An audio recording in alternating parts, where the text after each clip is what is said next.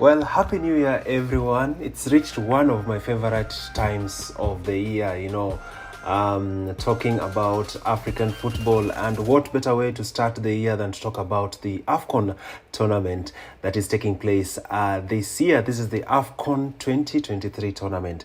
And this year's tournament is going to see a total of 24 teams that will be competing to see who's going to be the king of the African continent. There are so many big names, big teams that are going to be playing in this prestigious tournament, and it will be interesting to see whether Senegal are going to retain their title for this year. Well, as you see us today, this is time for us to shed some of the interesting things that are happening in the AFCON tournament. And if you are new to this channel, my name is Nashon Owano and you're watching Side Chat with Nashon.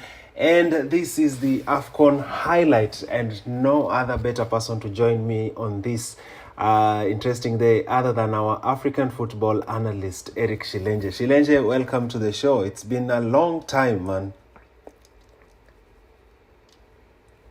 I'm good. How's everything? I hope the passion for African football still lives within you. Sure. Everything is fine. We're super happy for the continent to be playing again. AFCON is back, and all seems well up to now. Okay.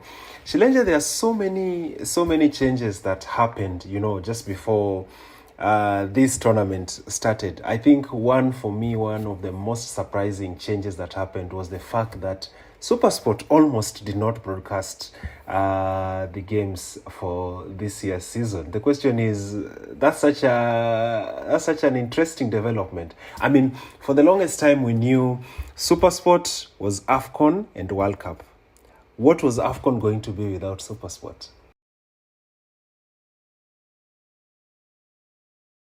I mean, that was going to be a disaster because without a broadcaster for AFCON, I think we will be doing nonsense. Eh? How can that happen?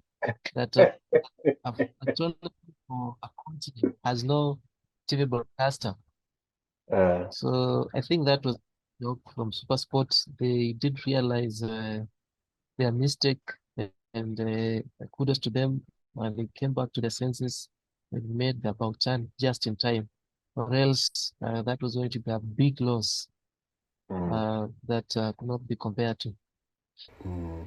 Yeah, I think I agree with you. I mean, what else would we? Why else would we watch SuperSport?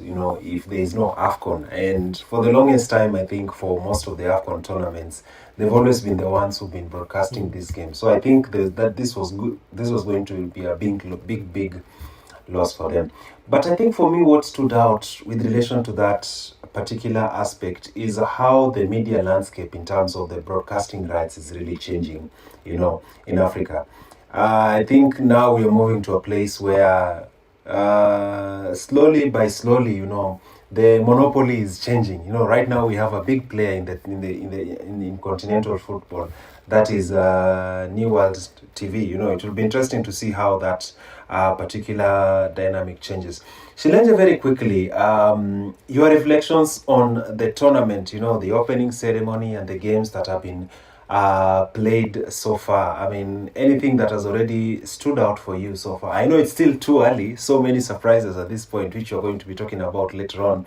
But so far, what are the things that have stood out for you in the tournament? Organization of this tournament has been really top notch as compared to other editions, right from the choreography of the opening ceremonies, the dances, the organization that Ivory Coast has put across is one of the top notch, can be easily compared to the opening ceremonies that we usually see for FIFA World Cup. And Marquette, this is just a continental showpiece. And the two cities hosting the Cup of Nations, that is Abidjan and Yamoussoukro, have really done justice to this continent. I could see in terms of how they were able to invite the legend players in the African football, the eminent people around, how they blended the sporting icons to the game, and also the fans, how they really came across to support Ivory Coast in the opening match can really give you a lot of hope going forward. And also the quality of the game has really gone high. Um, uh, the the quality between that is the gap between the bigger teams and the smaller teams is now thin. In that, for a team to get maximum points, they really need to work hard and be at their best.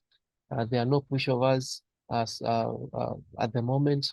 Every team is up to the task, and as a neutral fan, you can agree with me that when you watch the matches, they're really interesting. They're really good to watch.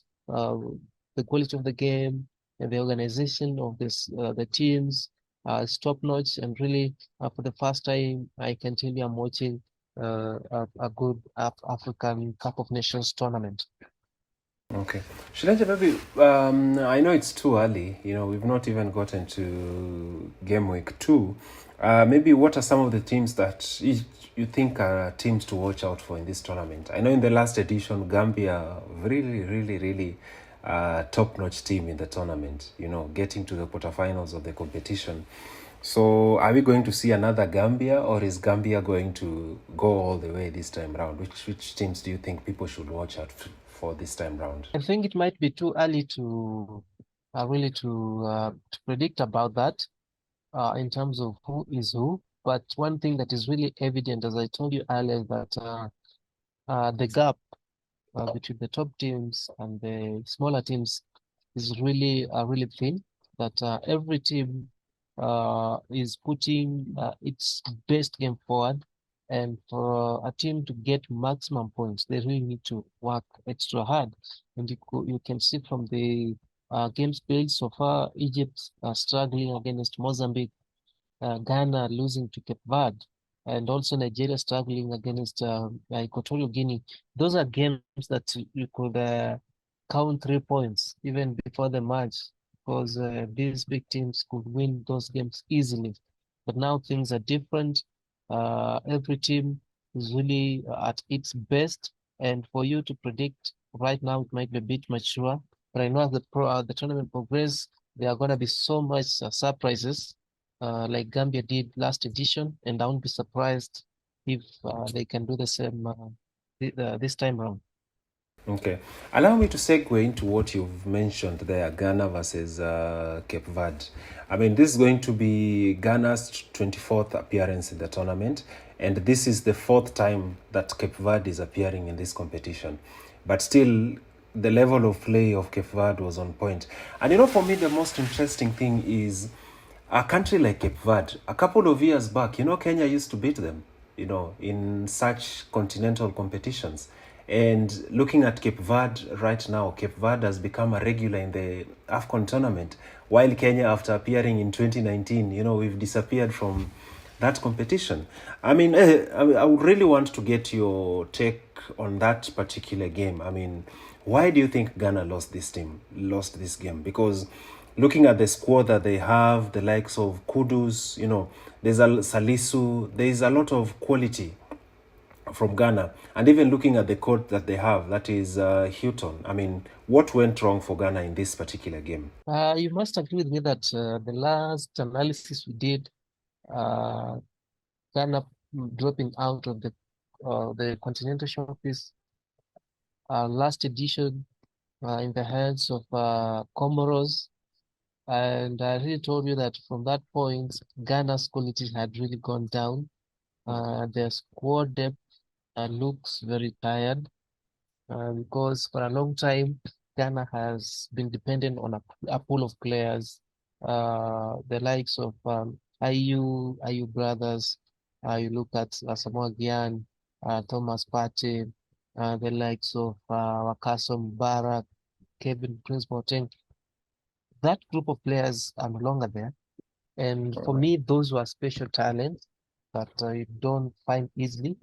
So for now, it will take Ghana some time to regroup and get similar quality of players to push them also to, because that team that Ghana had been put together since 2008.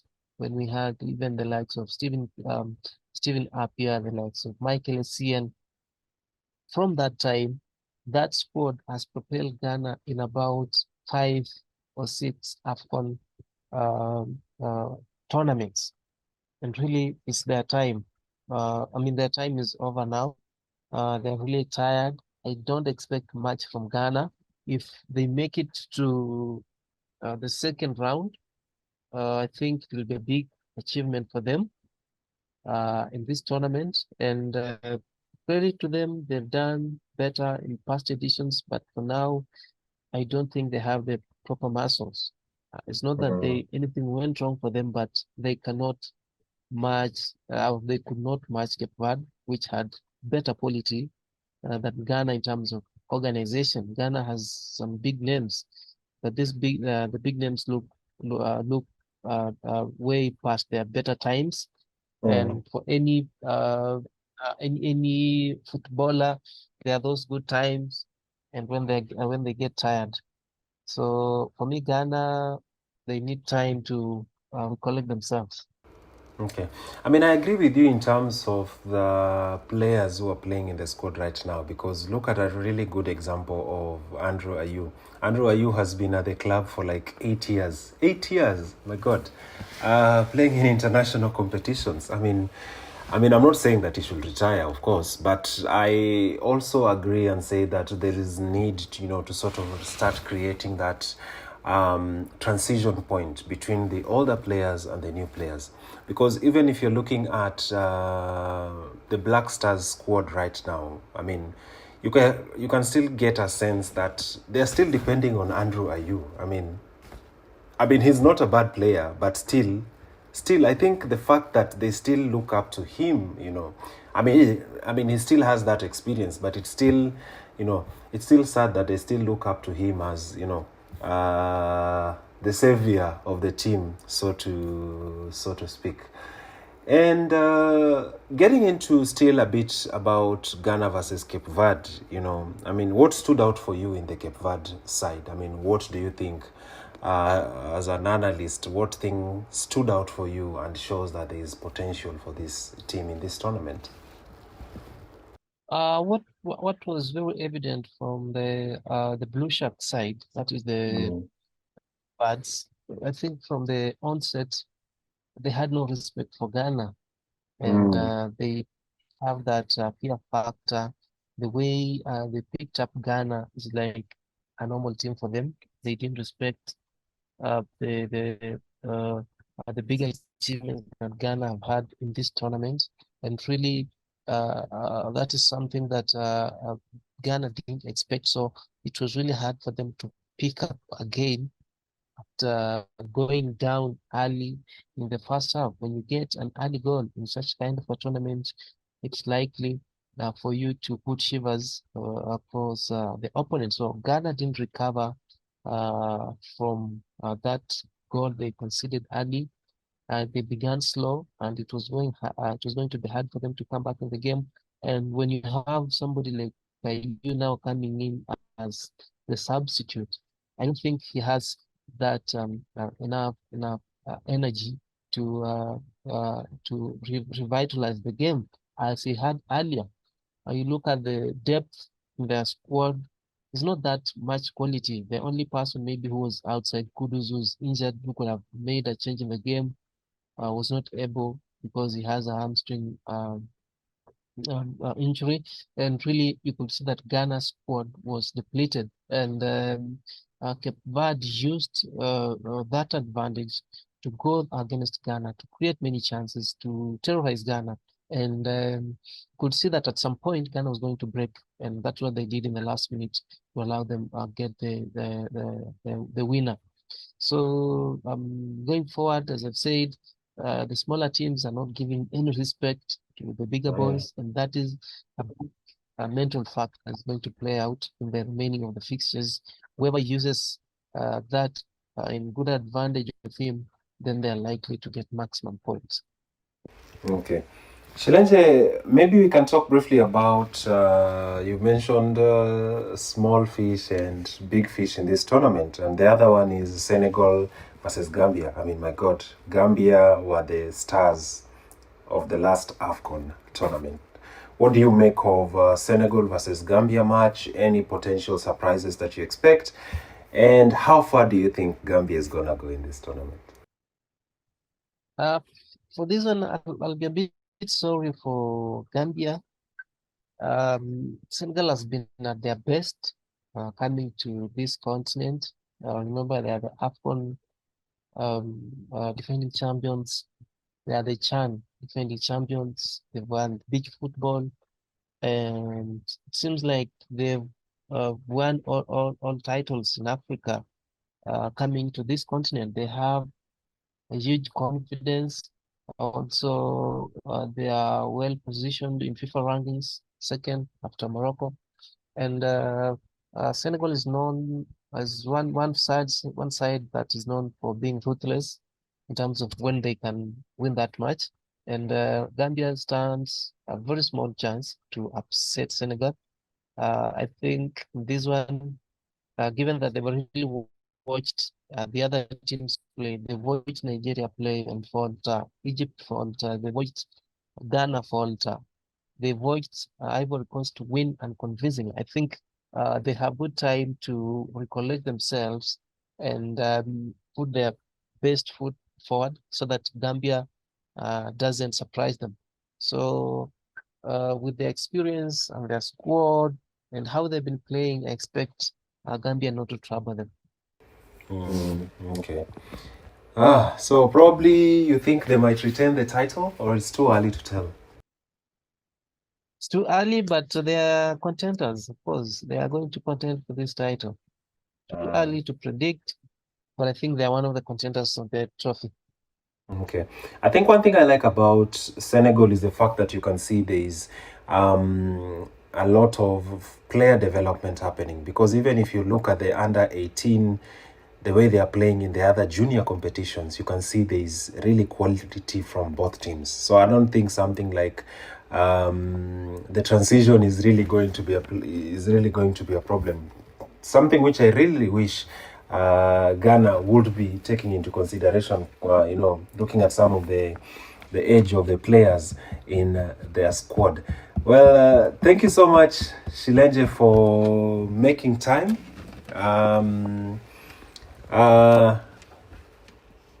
Thank you so much for making time. I know we'll be having this conversation from time to time, shedding light on what will be happening on the AFCON tournament. If you're new to the channel, make sure you like, share, and subscribe. This is the home of African content, and we're going to be talking about AFCON all through, every single day, giving you an update of what will be happening in that tournament. Thank you so much, Shilenje. We'll be meeting on the next one to see how the rest of the tournament is going to be. Sure, you're welcome. Let's see how